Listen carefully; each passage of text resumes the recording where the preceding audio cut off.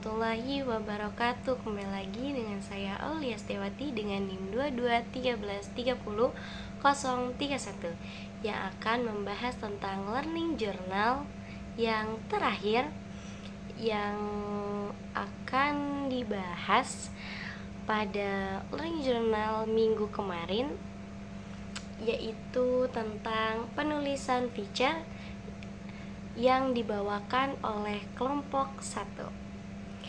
Nah, kali ini merupakan pertemuan kami yang terakhir di mata kuliah penulisan berita dan artikel.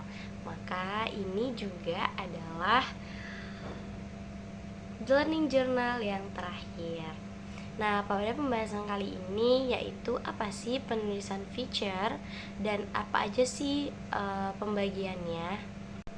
Artikel feature adalah bentuk tulisan non-fiksi yang memadukan gaya bahasa, berita, dan opini.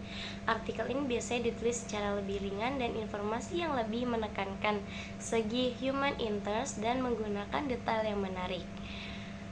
Feature adalah cerita atau karangan khas yang berpijak pada fakta serta data yang diperoleh lewat proses jurnalistik. Di balik pemahaman mengenai penulisan artikel feature, tak sedikit ditemukan orang yang kesulitan dalam membedakan antara feature dan opini. Padahal keduanya jelas berbeda, mulai dari tujuan, data, fakta, analisis, serta sudut pandang. Nah, ada beberapa struktural dalam feature. Apa aja sih? Ada judul atau head. Judul merupakan elemen yang krusial dalam penulisan artikel feature. Nah, yang kedua itu ada lead.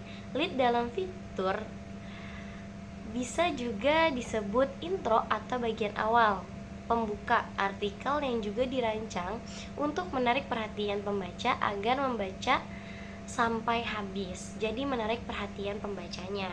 Buat penasaran, selanjutnya ada break. Break atau jembatan merupakan penghubung antara lead pembuka dengan body atau isi artikel. Nah, yang selanjutnya itu ada isi atau body. Nah, body adalah struktur inti tulisan feature yang berisi informasi-informasi penting dalam mengabadikan kepada pembaca, disampaikan kepada pembaca. Nah, selanjutnya itu ada penutup.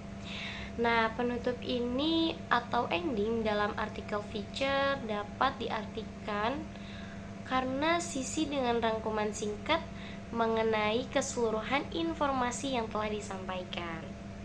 Nah, ada berbagai macam feature.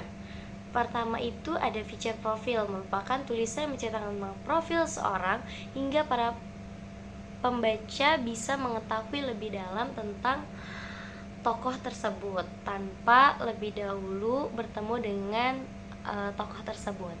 Feature yang kedua itu ada feature sinopsis, merupakan sebuah tulisan yang berisi gambaran ringkas dan jelas terutama pada isi dari sebuah karya, baik itu buat film atau karya lainnya. Sinopsis ini berfungsi sebagai pengantar atau ringkasan yang membantu pembaca memahami isi karya tersebut dengan lebih jelas dan tepat.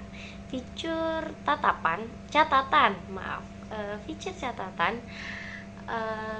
perjalanan adalah jenis tulisan jurnalistik yang menceritakan pengalaman berkesan dari sebuah perjalanan tulisan. Ini tidak hanya berisi informasi tentang tempat wisata yang dikunjungi, tetapi juga pengalaman pribadi penulis seperti interaksi dengan penduduk lokal, budaya yang ditemui, dan kesan-kesan yang dirasakan. Jadi pada ini tuh menggambarkan tentang perjalanannya kepada suatu tempat atau mendeskripsikannya. Ragam artikel feature memiliki karakteristik dan tujuan yang berbeda, namun semua menuntut kemampuan penulis dalam menggambarkan detail pengembangan alur cerita dan menyajikan informasi dengan cara yang menarik dan hidup. Teknik penulisan seperti penggunaan dialog, deskripsi, dan sudut pandang naratif menjadi penting dalam penulisan artikel feature yang berkualitas. Nah, ada apa aja sih karakteristiknya? Yang pertama adalah human interest. Jantung dari feature adalah human interest. Jadi penting banget ya kisah-kisah yang menyentuh sisi kemanusiaan dan membangkitkan rasa empati. Nah, yang kedua itu ada konteks dan latar belakang. Feature tak sekadar menceritakan peristiwa tetapi juga menyelami konteks dan latar belakang yang mendasarinya. Nah, selanjutnya itu ada gaya bahasa kreatif.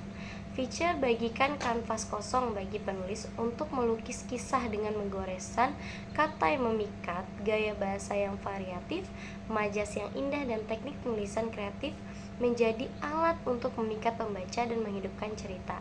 Jadi pada sesi ini tuh gimana caranya penulis memberikan gambaran yang menarik untuk pembacanya agar pembacanya itu penasaran sampai akhir. Nah, yaitu selanjutnya ada struktur naratif yang kuat. Feature yang baik memiliki struktur naratif yang kuat dengan alur cerita yang jelas dan mudah diikuti. Jadi dengan rangkaian kata yang bertele-tele tapi tidak membingungkan. Tema yang relevan dan aktual. Feature mengangkat tema-tema yang relevan dan aktual, yaitu isu-isu yang sedang hangat diperbincangkan atau yang memiliki dampak signifikan pada kehidupan masyarakat. Selanjutnya itu ada emosi dan memikat perasaan pembaca. Feature yang baik mampu membangkitkan emosi pembaca dan membuat mereka merasakan simpati, empati, atau bahkan marah terhadap suatu peristiwa.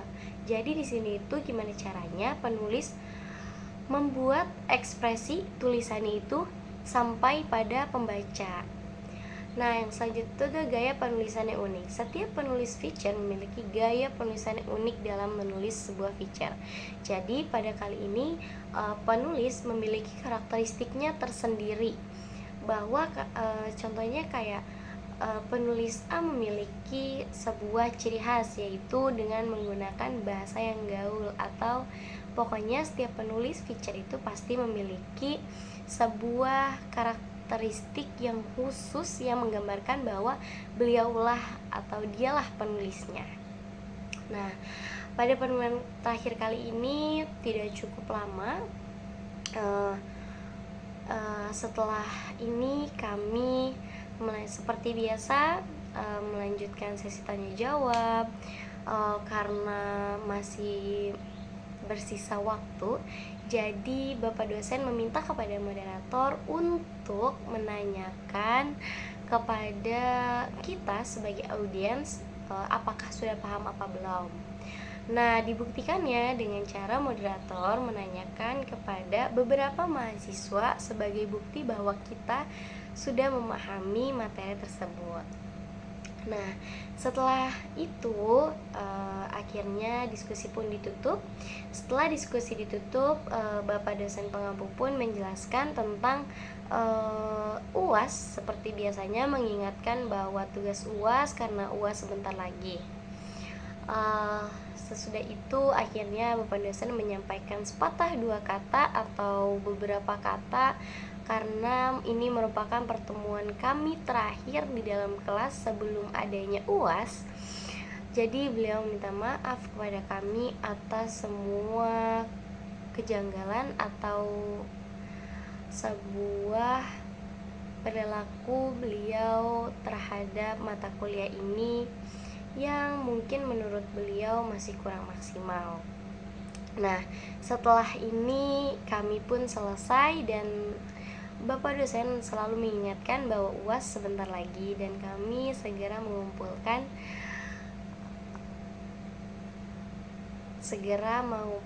tugasnya.